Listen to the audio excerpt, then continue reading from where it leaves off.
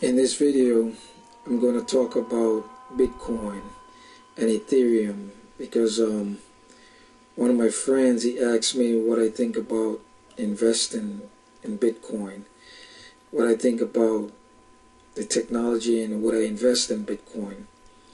So I'm going to give the answer what I gave him.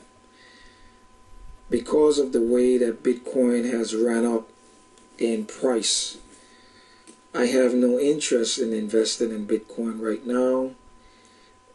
And I know that Ethereum is actually cheaper than Bitcoin. And a lot of people are jumping to the bandwagon and saying that they're going to invest in Ethereum. But the truth is this. I personally believe that this technology, when it comes to Bitcoin, it's going to be something that if the bankers are actually waiting and looking and seeing what happens with it, and I don't think that they're going to let Bitcoin go ahead and be, independent. And why I say this is because to operate any form of currency or money and try to push the bankers or destroy the bankers, that's basically impossible, because this is like turf war or gang wars. So the banksters are actually, if they're not the ones that's behind Bitcoins, they're the ones that actually are studying this technology. And I do believe so that they can come up with their own technology and crush Bitcoin and cause it to fail. And the reason for being is either Bitcoin is set up to trial, meaning to get the people to believe in cryptocurrencies and force them into believing that this is their way out. And then as soon as they get in there, then they herd them like cattle, or they get them to believe in this technology. So when the bank roll it out, is everybody that's been investing in Bitcoin and stuff are going to believe that this is a safe technology. What people don't understand is, if you have what a Bitcoin is, and I'm gonna first say what Bitcoin is. So what is Bitcoin and how it works? It says Bitcoin is a type of digital currency in which encryption techniques are used to regulate the generation of units of a currency and verify the transfer of funds, operating independently of a central bank. Now, if we look at this current monetary system, we're going to see that the central banks are actually doing everything within their power to destroy themselves, because a central bank actually prints currency. So if they're printing money, or they're the ones that are supposed to control the amount of currency in the system, and they're printing it to oblivion, obviously the central banks are doing this to destroy themselves. In other words, they have to destroy that mechanism that they're using in order to bring out a new technology.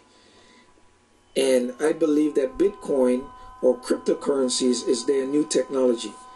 Now, there's a lot of people who claim that they're in the independent media, meaning that they're not mainstream, that are pumping Bitcoin. And first, I'd like to say to those who invested in Bitcoin and made a bunch of money off of it, hey, congratulations. But as for me, I won't be investing in anything that ran up in price in such a quick time, because that's no different from the stock market that ran up from when President Trump got in office up till now. That's bubble territory. Now Bitcoin could go a lot higher, but it can also go a lot lower. I'm not dissing the technology or anything, but I know for a fact that 1800, 1900 of Bitcoin, that's just too much for me to invest. And I'm not here to give financial advice, but common sense would tell anyone, they don't need to be putting their money into something that is so expensive. You might as well buy food and stuff that you can exchange and barter in case the system crash. At least you'll have something to exchange with someone, and you could get the things that you need. Anyway, back to this Bitcoin. The fact that Bitcoin is also priced in dollars lets you know that it's not necessarily fully independent either. Because who controls the dollars? Who controls the currency? The central banks. So here it is, we have these people are talking about Bitcoin is independent, but it's only independent if you use it online to purchase certain stuff. That's no different from bartering. If you have something that somebody needs, then all you need to do is to exchange it with them. So if I need 5 fishes and I got 10 breads, I could give away 5 breads for 5 fishes. So what Bitcoin is doing is just allowing you to do it on the internet. That's it. But if we look at the technology and everything, we could see that it's good. But the one part about it, it says it's a digital currency, right, that generates a unit of currency and verifies the transfer of funds operating independently of the central bank. It says Bitcoin has become a hot commodity among speculators. Now we know when people start to speculate on something, it's called, there's another word for it, it's called gambling. But that's just a pretty word, speculation, you know. So Bitcoins can be used for online transaction between individuals. So here it is, we got a technology that is supposed to be independent. Now there was a cyber attack that happened this weekend where I guess over 100 million users around the world were actually sabotaged in their computers, where they were demanding them to pay 300 Bitcoins in order to access their files and what's not. So we got this technology that's supposed to be independent, but yet still, you know, it's used for fraudulent transactions. Now that could be a setup. I mean, that could be a setup by the bankers or the governments in order to tame the action that's going on in Bitcoin. But if we go through history, we could see that there's a lot of technologies that came out in which the banks had turned over to be dominant over. For example, the credit card system. You know, the credit card system was also a thing that was independent. And then what happened? The banks then came over and they took control of the credit card system. And what did they went ahead and do? They went ahead and created, joined to the main credit card system, created their own systems, and then offered that to their customers. And then what happened to the original credit card system? It wasn't independent no more. So we got Ethereum and Bitcoin, and we got JP Morgan and Goldman Sachs and them talking about they want to bring out their own cryptocurrencies.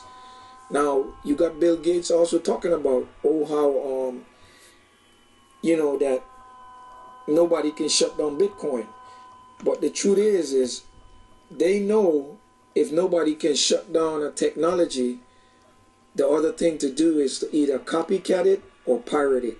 Because if you can't shut it down, then you have to create an opposition against it. Where if it has competition, competition is what kills everything. And that's a motto by the bankers, man. They know for a fact, either we're going to keep the competition from coming and being a part of what we got. Matter of fact, even Bill Gates know that. You go out and you buy up all the competition so that you become the only competition. You're competing against yourself. That's how you make the money. And that's exactly what the bank's going to use in the future to go against Bitcoin and Ethereum. They're going to wait until a whole bunch of people has invested their money in there, and then they're going to blow that thing up in their face. I do believe that this is what's going to happen when it comes to Bitcoin and Ethereum. Right now, people are making a lot of money. But you got people like Bill Gates who got buku billions of dollars who specifically said that the ultimate bubble is going to be in gold and silver. This guy specifically said gold also. So if he's telling you where they planning on parking their billions of dollars, it's better to have something physical in your hand, because guess what? They could shut the internet down. And then when they bring it back up, it could be a privately controlled internet. Now what is your Bitcoin going to be worth at that time? I'm not saying it's not good to speculate in something that's running rampant if you got the money to do so. But me, I'd rather put my money to use. I'll buy some seeds, you know, put my money into something that can actually profit me physically. You know, if I get some gold or silver, that's physical in my hand. And I ain't got nothing to worry about when it comes to that. But the many people that are going out and chasing this bubble, that's in Bitcoin, if you look at the charts, It's a rhino horn. You know, it looks like a horn going straight up. Anything that goes straight up, it comes down the same way. All them stocks that are going straight up, the stock market, all of them that look like a rhino horn, eventually, when they pop, they look just like the tulip mania.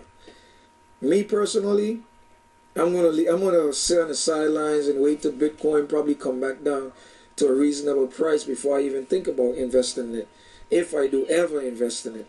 But there are other investments that you can go ahead and put your money into that are going to be more profitable. As far as investing in Bitcoin, you know, I leave that for those who are already in there and making your money. Hey, you never know what's going to happen. It'd be a good idea to take some of your profits and, you know, look for something that's undervalued and put it there. But until that time, you know, I'm going to stick with the real hard assets, which is physical gold and silver. Whenever I get a little extra and I could buy some, can't afford to buy no gold right now, but hey, silver is very, very cheap.